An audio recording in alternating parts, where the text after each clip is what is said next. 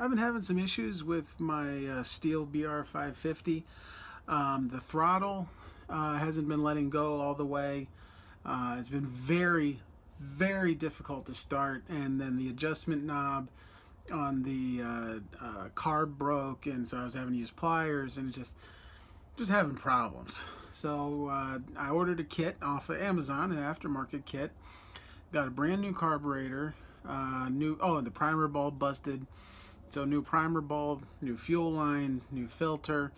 And honestly, the whole thing was only like 20 bucks. This video is me putting it on. Spoiler alert, it runs better than it ever has. I also put a new spark plug in it. Before, it was 7 or 8 pulls to get it going, and it was just difficult.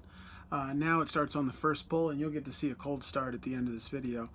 So again, I wish I'd filmed it better. Very sorry. But I hope you enjoy it, and I hope it's helpful to somebody. Thanks for watching.